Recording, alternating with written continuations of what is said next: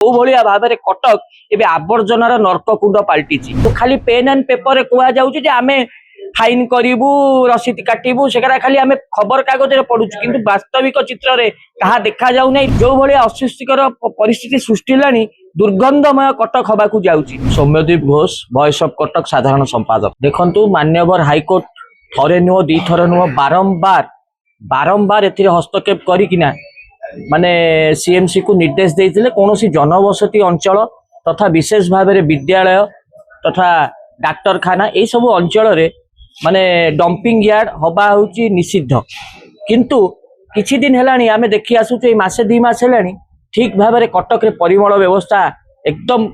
माने विपर्जित अवस्था रे अछि। ठीक से सफेईटी हो नाही जो सब ठिकादारी संस्था माने सब नहीं सफेई दायित्व से तांकर दायित्व तुलौ नांती। आपण माने देखुथिबे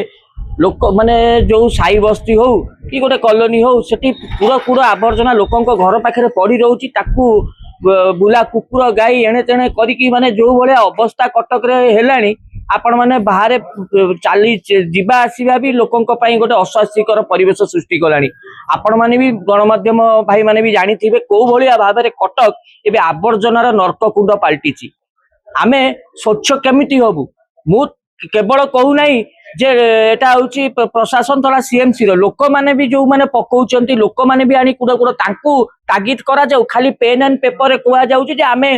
फाइन करू रसीद काटबू से खाली आम खबर कागज पढ़ु कि वास्तविक चित्र में कहा देखा जाऊ ना लोक भी तागिद करा जाऊ ना एवं संस्था माने जो माने सब सफेईर दायित्व नहीं प्रति कौन सीएमसी अंकुश ना